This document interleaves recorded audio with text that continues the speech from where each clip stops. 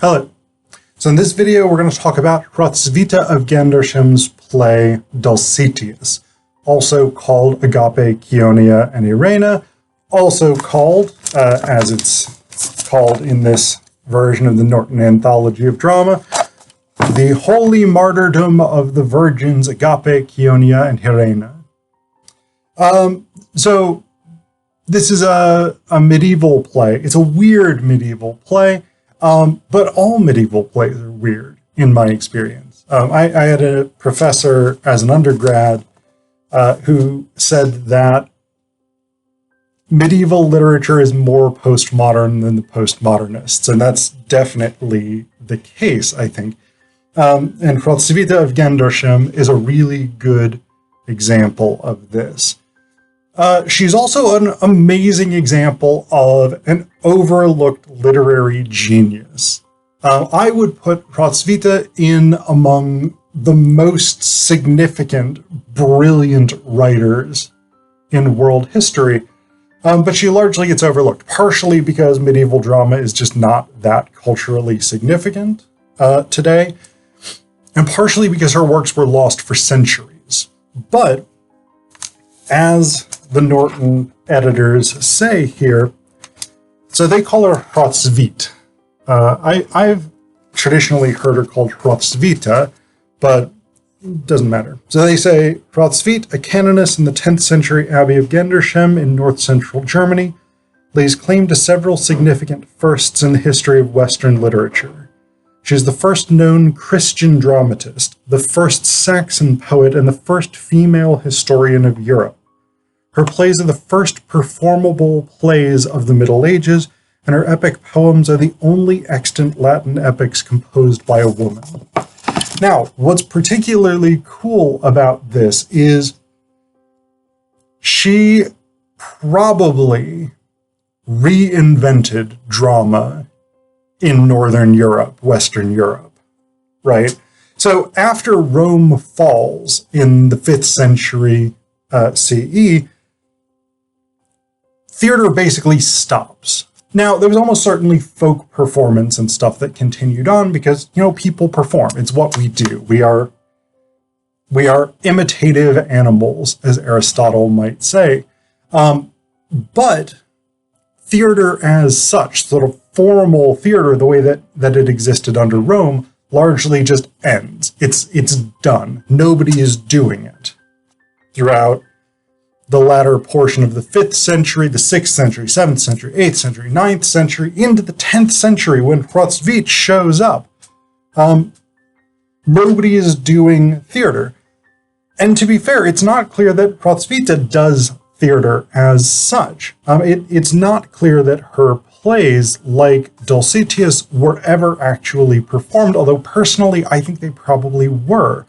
I think they were probably performed by the nuns in the abbey for their own sort of entertainment, edification, education,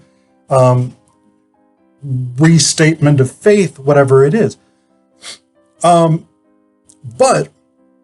Hrotsvita, because she's a nun, she has access to literature in a way that almost no one else in Europe does at the time.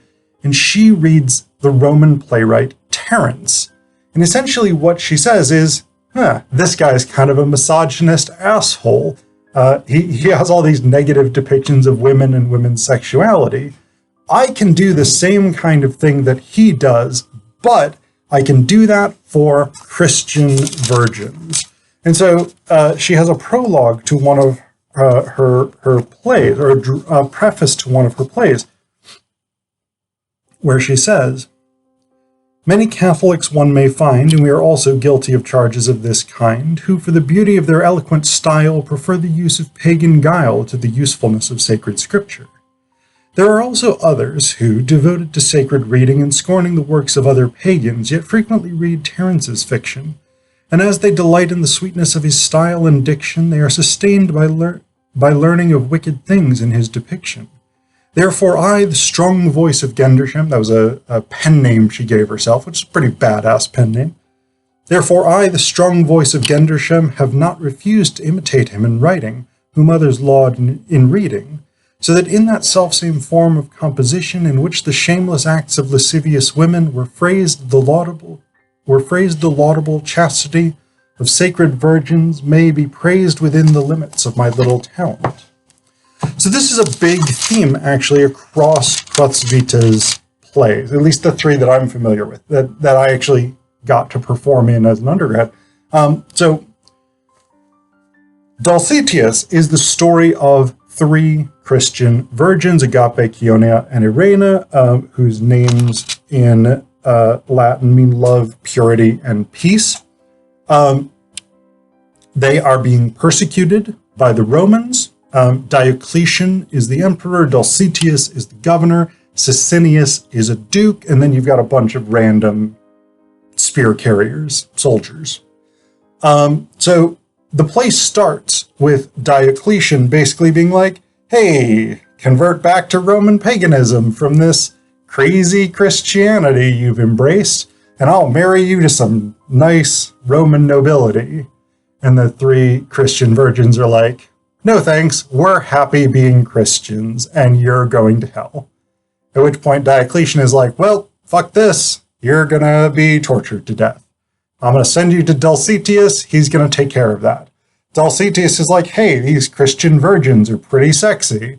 And the soldiers are like, yeah, but they're not going to have sex with you. And Dulcitius is like, well, I'm going to use my wit, put them in the pantry, and I will come and have sex with them in the pantry. Because apparently, you know, if you're a Christian virgin, once you're put in a pantry, panties come off, I guess. I don't know what the thinking is there, but that sets up for the scene where Dulcitius goes into the pantry. Agape, Chionia, and Irena are not in there for whatever reason. And Dulcitius is apparently, I don't know, blinded by lust or God or something. And he's like, hey, sexy Christian virgins. And he starts having sex with the pots and pans. He gets all covered in soot. He comes out. And the soldiers are like, it's a demon. Let's beat him up. So they do that. And then Dulcitius is like, I'm going to go to the palace and straighten this out. And he goes to the palace and the guards are like, it's a demon. Let's beat him up. So they do. And then Dulcitius's wife comes along and she's like, dude, why are you so dumb? I'm ashamed of you for how dumb you are. And then he's like, I have been tricked by these virgins. Send them to Sicinius and he will torture them to death. And so Sicinius shows up and he's like, hey, Agape and Chionia, you're the two older ones. Convert back to paganism or I will light you on fire. And they're like, no thanks, we will accept your lighting us on fire so that our souls remain pure. At which point, the soldiers light them on fire, and then they're like, holy fuck, a miracle. They're dead, but their bodies are not burned. They're just like immaculate corpses because their souls have been taken up to heaven. So then Sicinius is like, hey, Irena, you're the youngest and possibly most impressionable of these three girls. Look how horribly your sisters died, which is kind of a weird flex when their souls were taken painlessly to heaven and they're not actually burned. But Sicinius is like, if you don't convert back to paganism, I will burn you like I burned your sisters. And Irena is like, I'm not doing that, so guess you've got to do it. At which point Sicinius is like, well, actually, I'm not going to burn you. I'm going to send you to a brothel. There you will be horribly defiled by the brothel patrons, and then you won't get into heaven because you won't be a holy virgin anymore. And Irena is basically like, you know what, bro? Since I don't consent to that, God's gonna see my virgin soul. So Sicinius is like, all right, take her to the brothel. Then these two angels show up and they're like, actually, we're gonna take Irena to the top of this mountain and you're going to ride around the mountain like a fool because we're not going to let you find the way to get to the top of the mountain. And so Sicinius is like, all right, well, fuck this noise.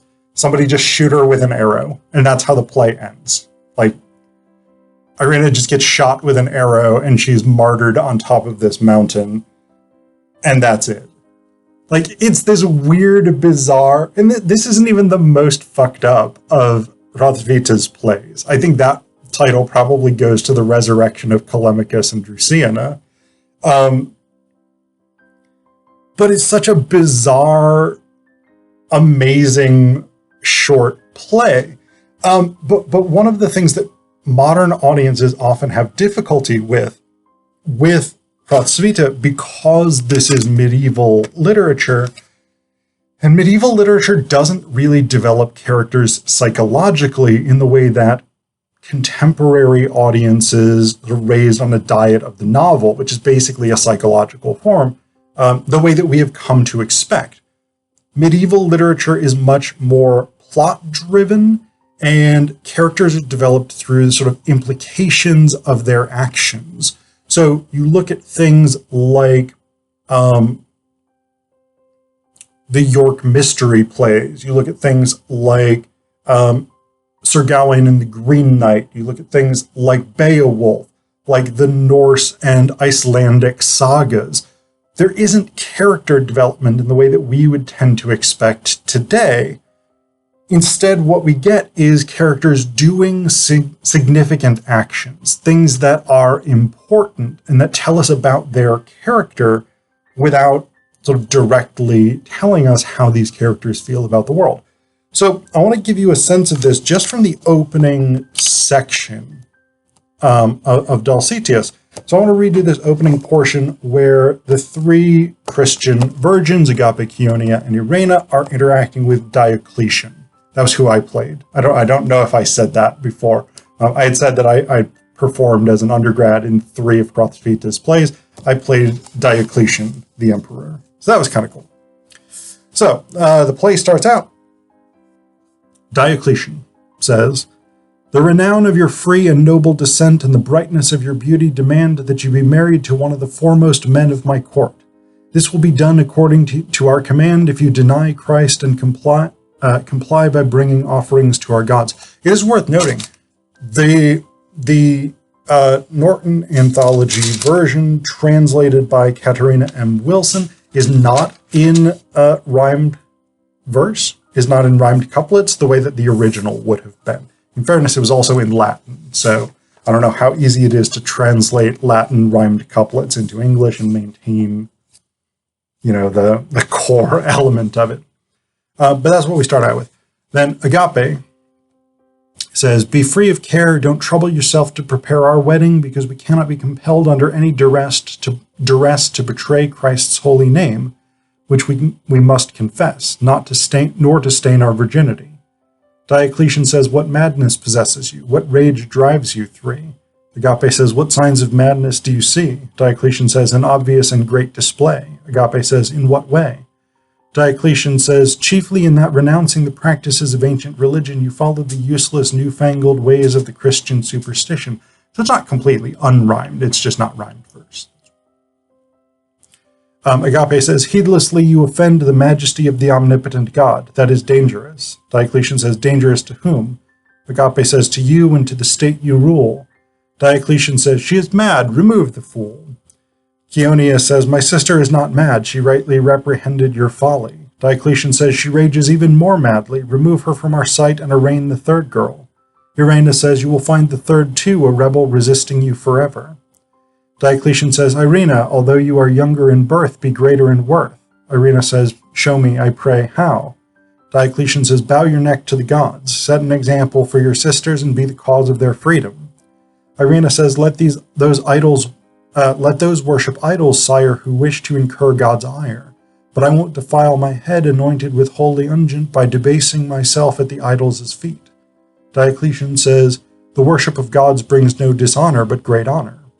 Irena says, "And what dishonor is more disgraceful? What disgrace is any more shameful than when a slave is venerated as a master?"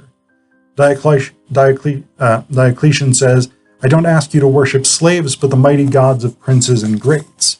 Irena says, "Is he not anyone's slave who for a price is up for sale?"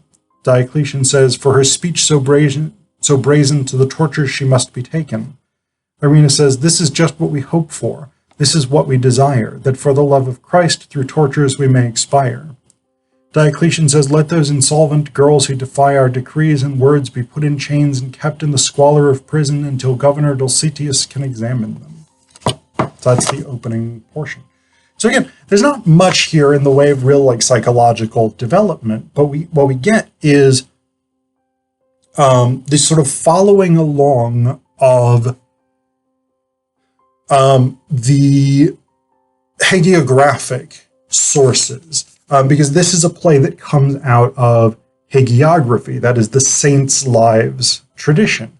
So saints' lives texts were a big deal in the medieval period.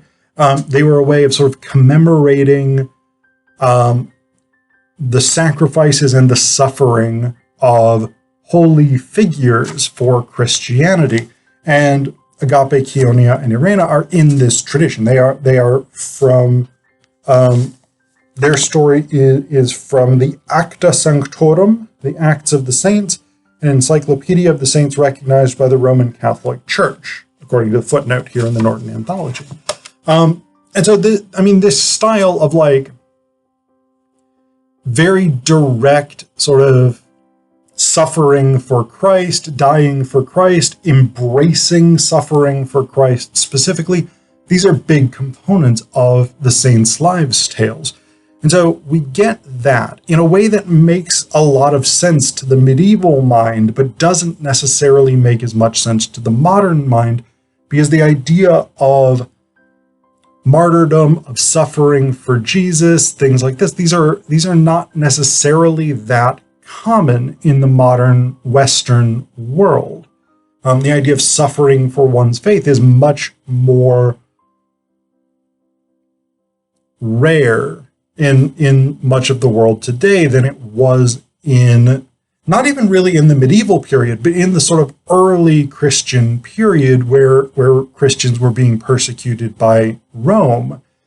And of course, Christians have traditionally sort of looked to those martyrdoms, even as Christianity has become the dominant religion on the planet, with the largest number of followers, and having sort of effective control or cultural influence over much of the planet.